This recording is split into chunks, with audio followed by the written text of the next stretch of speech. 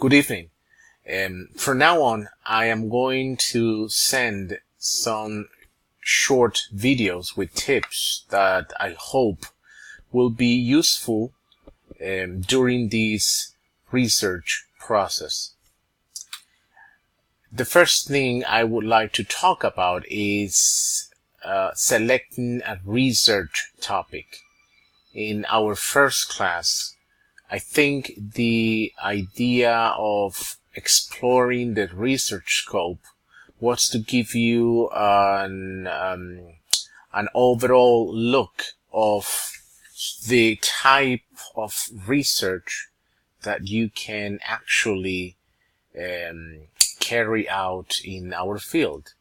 So you had the chance to read some titles, and from there have at least a first idea of something you would like to explore. So we choose a topic once you have identified something that is relevant. That's what you did. You went through the titles in that workshop. You placed them under the categories, the 3 categories that we had over there, and then you try to you answer the questions if you could actually do a research and in your context, etc., related to the different topics under each category. So from there, from the first day, I think you had a very, very broad idea of what you wanted to do. So I hope that now at least you are getting closer to what you would like to explore. So I want to give you just an idea for you, an idea to select a topic. I think something that is very useful is to start with working titles.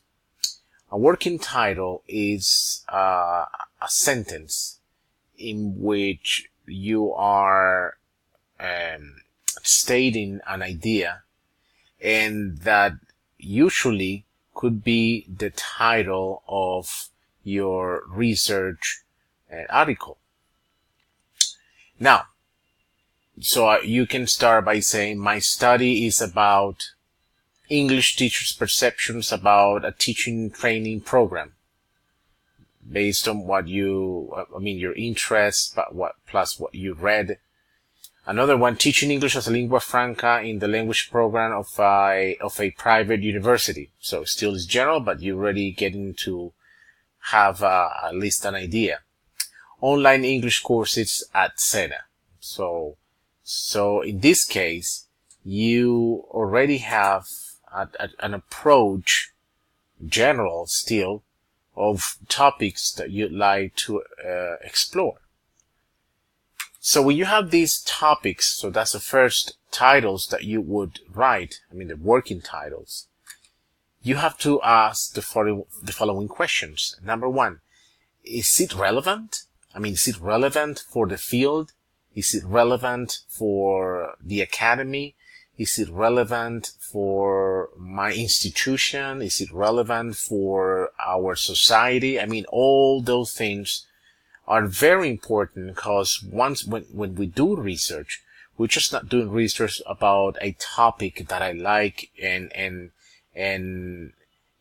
that will not be actually relevant for our colleagues or for our students or for the academic community.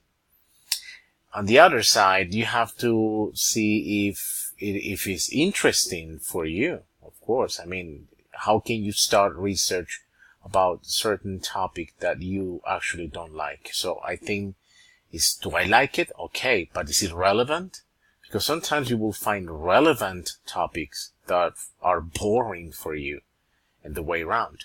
You will find interesting topics for you that are not relevant in the field. And this is key.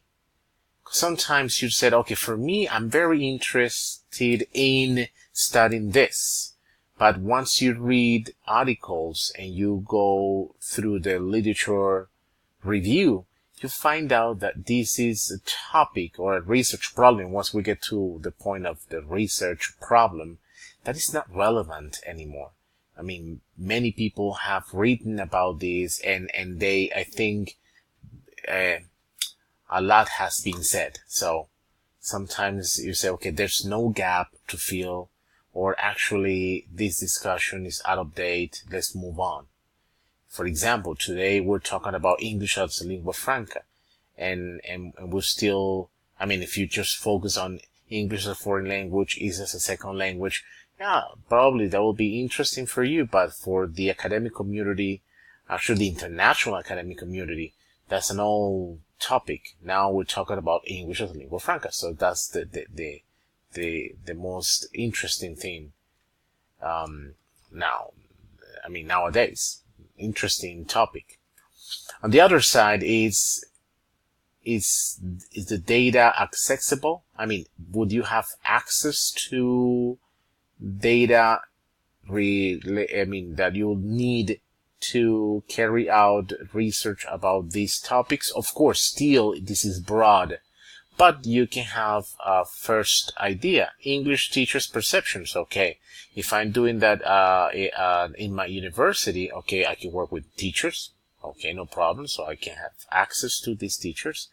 Teaching English as a lingua franca in the language program at a private university. If I work at a private university, of course, so you can go have access to the program and check it out. I mean, and you can talk to your boss, you can talk to your colleagues, and I mean, so you can have access to the information. Online English courses at SENA, this is, I mean, because this is too broad, at this moment, it would be difficult to say if I have access to the information. Okay, probably I can have, if I go to, if I search on SENA webpage, I will find out that they have list of courses they teach, like, I don't know, probably I can find that information, or I can ask for that information. But still, you need to narrow the topics. You need to narrow the topics in a lot. And something that is important here is that if you're doing this research, at the end, the results are not going to lead to common sense assumptions.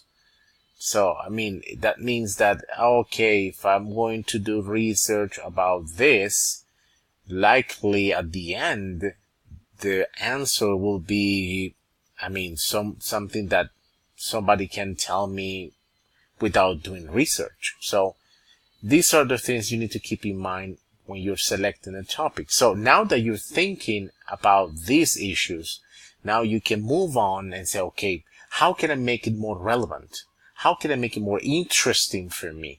And based on those two, and avoid having common sense assumptions at the end, and think it, when you have this, then you can see if still you have access to data.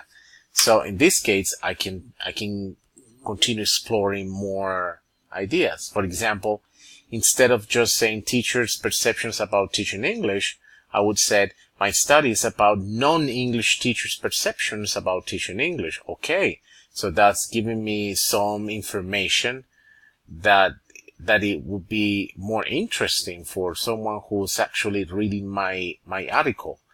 Non-English teachers. So of course, one of the problems now that we have in our country is that, okay, actually we have that problem for several years, but nowadays the government there is investing a lot of money on bilingual programs to improve English in public institutions. But many teachers, especially for elementary school, they do not have the proficiency, and they have no idea about how to teach English. So actually I can make it more interesting if I said non-English teachers about English teaching, non-English teachers perception in public schools. Yes. So I would, non-English teachers' perceptions about teaching English in public schools. Or, so in that case, I will narrow it in a way that I say, okay, I'm going to work with this population, especially teachers who are working in these institutions and so on. So in this case, I will make it more relevant for teachers. I mean, for those who are working in these schools. I will make it relevant for the academic community. I will make it relevant for the government. So I think it'll expand a little bit more the range of impact that my results can have. Or I can do, for example, my studies about non-English teachers' perceptions about teaching English, about the impact of a didactic training program on their teaching practice in public institutions, in public schools. Another one, remember that we have this teaching English as a lingua franca. I can say, okay, planning lessons to teach English as a lingua franca in a university. Still broad, but still focusing on planning lessons. So I would say, I can say, okay, I can check, number one, how teachers are planning their lessons and if those lesson plans actually fit the needs of learning English as a lingua franca. Or I can design lesson plans using English in which I teach English as a lingua franca, and I would apply those lesson plans and see the results or students' perceptions about this and so on. And the last one, SENA, which was very broad. We have reasons why SENA students do not finish online English courses. Okay, it still is broad, but you're getting closer to what would you like to study. So you want to know that's what's going on. Why students who start these courses, they drop out after a month or something. So you actually studying something that is very relevant in our country, because, as you know, the government has been spending a lot of money, and to offer English to thousands of students who cannot have access to any English courses on their own because they're very expensive. So as you can see, if you did this process, you can actually narrow the topic, and this will be really helpful once you start thinking about the research problem, because from here you can already start. I mean, here we can see that there's a research problem already. I mean, you're getting closer actually, and once you start writing it, it will be easier for you to see what you actually want to do with your research. Of course, to get here, you need to explore literature available. Of course, you don't have to read 30, 40, 15 articles. You can read less, 10, maximum 12. But at this first stage, you don't have to read the complete articles. You just need to take a look at the titles and the abstracts. And that's what I do. For example, when I'm doing this exploration, the first time I'm trying to come up with ideas, what I do is I go online. So I already have no native English speakers. So I go online and I start searching in Google Scholar for topics related to it. And I would just I can say, for example, non-English perception in Colombia. I can make it more specific to see if there's any study in Colombia. So you can look and see if there's any related to what you're looking for, and just take a look at it. And after, you can take 5, 6 and take a look at the abstracts, and that'll give you ideas of number one, why this topic is important, because once you